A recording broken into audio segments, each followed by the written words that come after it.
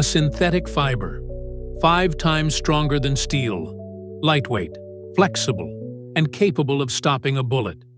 Stephanie Kwolek didn't set out to create Kevlar, but she refused to walk away from an experiment no one else believed in. This is Inventing America, the podcast that brings light to forgotten minds behind the inventions that protect, power, and shape our lives. Today, a chemist who changed the world's idea of what protection could look like. This is the thread that caught the bullet.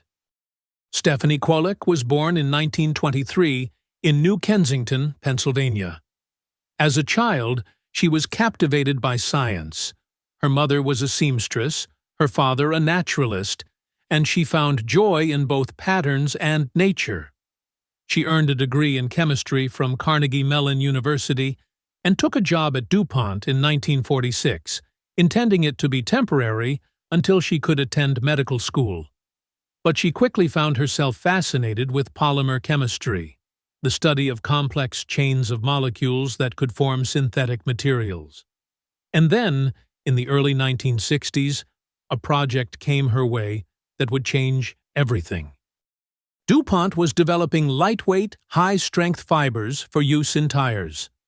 Kwolek was experimenting with polymers dissolved in a specific solution when she noticed something odd. The resulting liquid was thin, cloudy, and runny, unlike the thick, syrupy mixtures her colleagues usually worked with. Other chemists were ready to toss it, but Kwolek insisted on testing it. The lab technician who spun it into fiber was stunned. It was incredibly strong and didn't stretch under tension. In fact, it was stronger than steel by weight. She had just discovered what would become Kevlar. Kevlar was a revolution in material science. It is now used in bulletproof vests and helmets, protective gear for first responders, spacecraft, airplanes and tires, sports equipment, fiber optic cables, and military armor.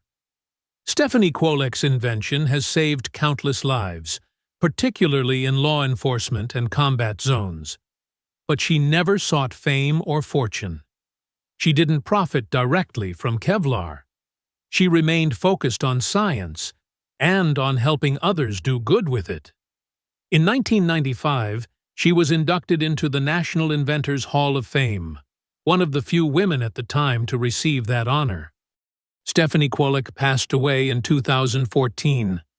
She left behind not just a legacy of innovation, but of scientific integrity, a thread in the tapestry of history. She once said, "I don't think there's anything like saving someone's life to bring you satisfaction and happiness." Her thread didn't just catch bullets. It connected disciplines, industries, and people. It protected without being seen.